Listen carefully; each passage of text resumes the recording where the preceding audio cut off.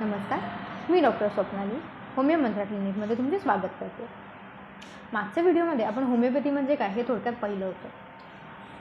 या व्हिडिओमध्ये आपण होमिओपॅथीचे वेगवेगळे घटक कोणते किंवा होमिओपॅथीची औषधं कोणत्या घटकांपासून बनवली गेली असतात हे बघणार आहोत. तर होमिओपॅथीची औषधं ही मुख्य 6 घटकांपासून बनवलेली 6 सोर्सेस आहेत. त्यामध्ये plant source, animal source, chemical source, mineral source, biological source and एक इम्पॉर्टबिलिटी. तर प्लांट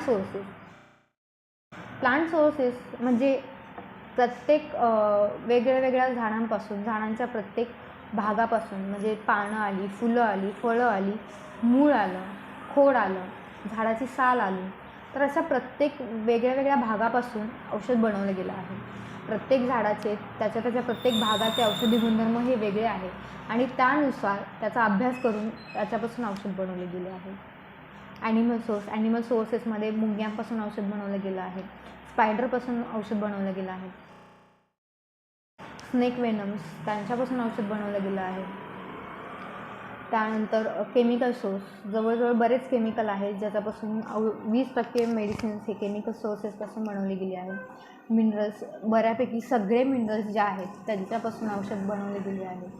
बायोलॉजिकल सोर्स, जे बॅक्टेरिया आले, व्हायरसेस आले, त्यांच्यापासून औषध बनवले गेले आहे. इम्पॉन्ड्रेबिलिया म्हणजे जे आपण बघू शकत नाही, जे मोजू शकत नाही, अशा घटकांपासून सुद्धा औषध बनवलं गेलं आहे. त्याचं उदाहरण द्यायचं म्हणलं तर सनरेज, एक्सरेज, मूनरेज, सूर्याची किरणे यांच्यापासून औषध बनवले गेले आहे. तर या वेगवेगळ्या घटकांपासून औषध कसे तयार केले जाते हे आपण पुढच्या व्हिडिओमध्ये बघू. लाईक अँड फॉलो करायला विसरू नका.